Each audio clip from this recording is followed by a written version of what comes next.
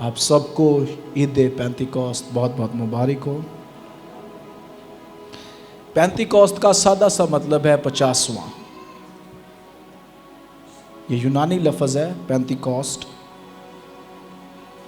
جس کا سادہ سا مطلب ہے 50واں۔ 50واں دن کیوں خاص ہے؟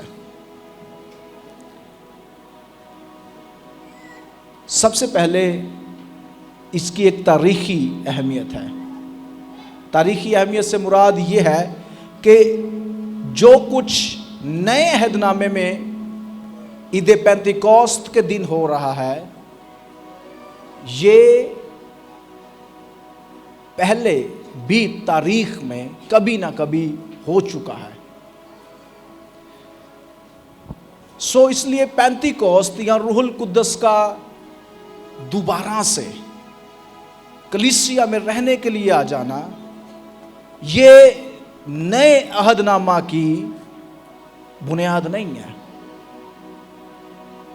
اس کی بنیاد پرانے عہد نامہ میں ہے۔ اس لیے کبھی اس غلط فہمی میں نہ رہیں کہ جو کچھ نئے عہد نامہ میں ہو رہا ہے یہ بغیر کسی کی وجہ ہو رہا ہے، بلکہ جو کچھ نئے عہد نامہ میں ہو رہا ہے اس کی وجہ پرانا عہد نامہ ہے۔ اس کا مطلب یہ ہے کہ پرانے عہد نامہ میں اس کے بارے میں نبوتیں موجود ہیں، پرانے عہد نامہ میں اس کے بارے میں ملتے جلتے واقعات موجود ہیں، پرانے عہد نامہ میں اس کے مطابق جو ہے خدا نے پہلے سے ایک ترتیب اسرائیل کو دی تاکہ انہیں یہ بتا سکے کہ آنے والے وقت میں، آنے والے زمانوں میں جو کچھ ہوگا وہ ان عیدوں کو سمجھنے سے، ان تہواروں کو سمجھنے سے سمجھ جائیں گے۔ اس لیے پرانے عہد نامہ میں جو عید فصح ہے یہ اسرائیل کی رہائی ہے۔ نئے عہد نامہ کے اندر جو فصح ہے یہ اصل میں بنی نوع انسان کی رہائی ہے۔ پرانے عہد نامہ میں فرعون شکست کھا رہا ہے، نئے عہد نامہ کے اندر ابلیس شکست کھا رہا ہے۔ پرانے عہد نامہ کے اندر صرف ایک قوم رہائی پا رہی ہے، نئے عہد نامہ کے اندر ساری دنیا کی قومیں رہائی پا رہی ہیں۔ اس لیے پطرس پینتیکوست کے دن اپنے واعظ میں کہتا ہے کہ اے اسرائیلیو، اے یہودیو، جس یسوع کو تم نے پکڑا اور مصلوب کیا وہ قبر کے اندر رکھا گیا، اس لیے خدا نے بھی موت کے بند کھول کے اسے خداوند بھی کیا اور اسے مسیحا بھی کیا۔ اس کا مطلب یہ ہے کہ پطرس یہ کہنا چاہ رہا ہے کہ وہ واقعہ جو پرانے عہد نامہ میں مسیح کے وسیلہ سے ایک تصویری طور پر بروں کے ذبح ہونے سے خدا جو ہے بنی اسرائیل کو رہائی دے رہا ہے، وہی رہائی اب پوری قوم کے لیے، پوری بنی نوع انسانیت کے لیے کامل ہو چکی ہے۔ یہ عید فصح ہے۔ عید فصح کے بعد تقریباً 50ویں دن بعد عید پینتیکوست ہوا کرتی تھی، ٹھیک ہے؟ عید فصح اور پھر عید پینتیکوست۔ عید فصح کو اسرائیل آزاد ہو رہا ہے پرانے عہد نامے میں، نئے عہد نامے میں مسیح یسوع کے وسیلہ سے بنی نوع انسانیت آزاد ہو رہی ہے۔ پرانے عہد نامہ کے اندر پینتیکوست والے دن، پرانے عہد نامہ میں اسے ہفتوں کی عید بھی کہا جاتا ہے اور اسے پہلے پھلوں کی عید کے طور پر بھی منایا جاتا تھا۔ یہ وہ عید تھی جس دن اسرائیلی اپنی فصلوں کے ہدیے لے کر آتے تھے۔ ایک طرف خدا کا سنی گا، ایک طرف خدا اسرائیل کو اپنا کلام دے رہا ہے، بنی اسرائیل اپنے ہدیے دے رہی ہے۔ خدا اپنا کلام دے رہا ہے، بنی اسرائیل اپنے ہدیے دے رہی ہے۔ خدا اپنا کلام دے رہا ہے، بنی اسرائیل کیا دے رہی ہے؟ اپنے ہدیے دے رہی ہے۔ اس کا مطلب یہ ہے اس پینتیکوست کے وقت پر جو ایکسچینج ہے، یعنی کہ جو لین دین ہے، وہ یہ ہے پرانے عہد نامہ میں کہ بنی اسرائیل اپنے ہدیے دے اور خدا اس کے عوض اپنا کلام دے۔ ہدیوں سے ہم کلام نہیں خرید رہے، یا بنی اسرائیل اپنے ہدیوں سے کلام خرید نہیں رہی، بلکہ خدا اس کے جو بنی اسرائیل ہے جب اپنے ہدیوں سے خدا کو آنر کرتے ہیں، عزت دیتے ہیں، تو اس کے نتیجے میں خدا بولتا ہے۔ اور پرانا عہد نامہ اس بات کی وضاحت ہے کہ خدا جب بھی بولتا ہے تخلیقی کام ہوتے ہیں، خدا جب بھی اپنا منہ کھولتا ہے تو بحالی آتی ہے، سرفرازی آتی ہے، اور خدا مشکلوں سے نکلنے کی ہمیں راہ بتاتا ہے۔ اور نئے عہد نامہ کے اندر عید پینتیکوست، اس لیے جب اعمال کی کتاب کو پڑھتے ہیں تو وہاں پر لکھا ہے جب عید پینتیکوست کا दिन आया।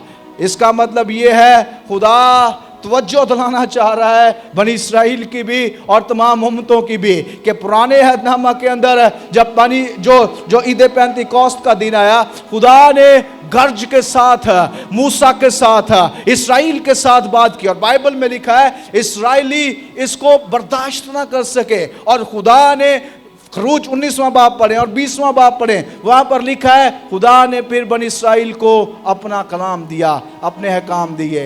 यानी कि सादा बात जो याद रखने वाली है वो ये है कि पुराने अहदनामा में खुदा ने पेंतिकोस्त के दिन क्या किया, अपना कलाम दिया।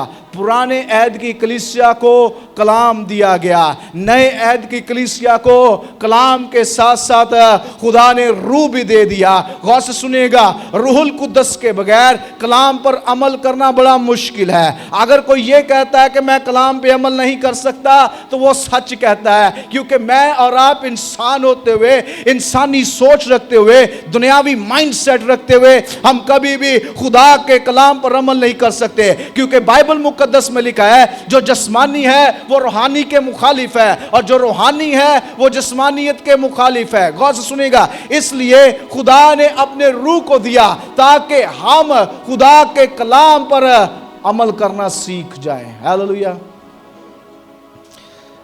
इमाल की किताब निकालें, पहला बाब और उसकी आयत नंबर 3 मैं आपके लिए पढ़ूंगा।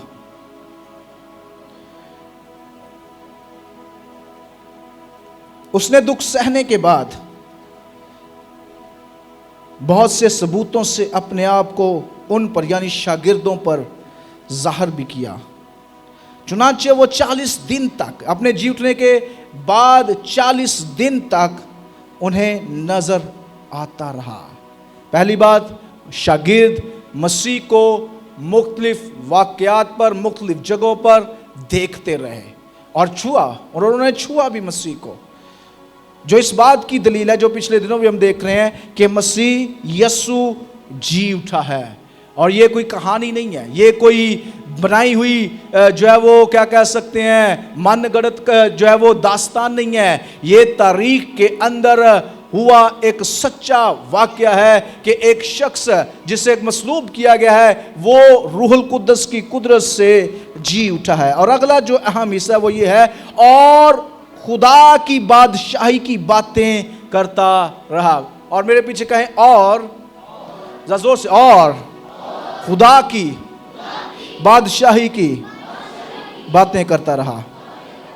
गौर सुनेगा, ये वो कलाम है, ये वो बातें हैं जो मसीह यीशु अपने जी उठने के बाद शागिर्दों से करता रहा आसमान पर जाने से पहले। लेकिन जब हम यीशु मसीह की जिंदगी का और खिदमत का एक नमूना देखते हैं, तरीकाकार देखते हैं, स्ट्रक्चर देखते हैं, ढांचा देखते हैं, तो हमें पता चलता है मत्ती की इंजील 4 बाब उसकी 17 आयत में मसीह यीशु का जो पहला बयान है खिदमत के अंदर आने में, खिदमत में पांव रखने के बाद जो पहला बयान है वो ये है कि तौबा करो और रजू लाओ, क्योंकि आसमान की बादशाही क्या है, नजदीक है। क्योंकि आसमान की बादशाही क्या है, नजदीक है। अच्छा गौर से सुनिएगा, फिर मत्ती की अंजील को जब आप पढ़ते हैं या दूसरी अनाजील को पढ़ते हैं तो खुदा का जोर, मसीह यीशु का जोर एक ही बात पर है और वो है खुदा की बादशाही। और वो क्या है, क्या है, यीशु मसीह का सबसे पहला बयान क्या है, तौबा करो क्योंकि आसमान की बादशाही क्या है, नजदीक है, करीब है। और यीशु मसीह फिर पूरी अपनी खिदमत में मत्ती 13 बाब पढ़ें तो बार बार खुदा की बादशाहत की बातें करता रहा। फिर अपने जी उठने के बाद भी यीशु मसीह एक ही टीचिंग दे रहा है, एक ही तालीम दे रहा है, और वो खुदा की बादशाहत है। इसका मतलब ये है, जब हम बाइबल के अवराक को, बाइबल के सफ़ात को छानते हैं तो पता चलता है कि ये वो मैसेज था, ये वो उम्मीद थी जो बनी इसराइल की थी अपने मसीहा के ताल्लुक से, कि जब हमारा मसीहा आएगा तो वो खुदा की बादशाहत को हमारे दरमियान कायम करेगा। अच्छा गौर से सुनिएगा, जो खुदा की बादशाहत है इससे क्या मुराद है, सादा इसका मतलब यह है, जब कभी जहां कहीं जिस जिंदगी पर खुदा रूल करता है, खुदा حکمران ہوتا ہے. یعنی کہ دوسرے لفظوں میں آپ کی زندگی پر حکمران کون ہے؟ یہ سوال ہے. کیا آپ کی زندگی پر آپ کا پیسہ حکمران ہے؟ کیا شہوت حکمران ہے؟ کیا جھوٹ حکمران ہے؟ کیا طرح طرح کی دنیاوی باتیں حکمران ہیں؟ اگر آپ نے ان ساری چیزوں کو نہ کہہ کر خداوند مسیح یسوع کے پیچھے آنے کا دعویٰ کیا ہے اور وعدہ کیا ہے، تو پھر اس کا مطلب یہ ہے آپ نے ان ساری باتوں کا غلبہ اپنے اوپر سے اتار دیا ہے، اور اب آپ نے فیصلہ کیا ہے کہ آج سے میری جو گندی عادتیں ہیں وہ مجھ پر حکمران نہیں رہیں گی، بلکہ خدا کا روح مجھ پر حکمران ہوگا، کلام مجھ پر حکمران ہوگا، اس کی حضوری مجھ پر حکمران ہوگی. آج کے بعد میری خواہشات مجھے لیڈ نہیں کریں گی. آج کے بعد میری باطنی جو باتیں ہیں، نفسانی جو باتیں ہیں، یہ مجھے ڈرائیو نہیں کریں گی، یہ میری زندگی کو نہیں چلائیں گی، بلکہ خدا کا روح مجھے چلائے گا. اور جب ہم ایسی حالت میں آ جاتے ہیں تو پھر اس کا مطلب یہ ہے کہ ہم نے خدا کی بادشاہت کو، خدا کی حکمرانی کو اپنی زندگی میں قبول کر لیا ہے. اور جہاں خدا کی بات نہیں مانی جاتی وہاں خدا حکمران نہیں ہے.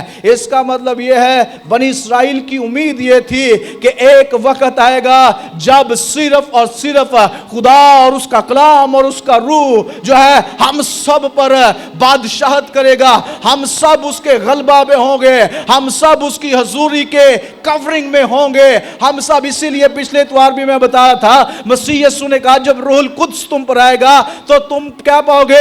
لباس پاؤ گے. اور جو لفظ لباس ہے یہ کورنگ کا کی طرف اشارہ ہے. یہ وہ کورنگ ہے، یہ وہ ملبس ہو جانے کا ایک طریقہ ہے جو باغ عدن کے اندر آدم اور حوا نے کھو دیا، اور پھر انہیں پتا چلا کہ ہم کیا ہیں؟ ننگے ہیں. اور مسیح یسوع روح القدس کو واپس بھیجنے سے اسرائیل کی اور کلیسیا کی اور ان سب کی جو مسیح پر ایمان لانے والے تھے ان کے ننگے پن کو اور ان کی شرمندگی کو روح القدس کو بھیج دینے کے وسیلہ سے دور کر رہا ہے. ہاللویا.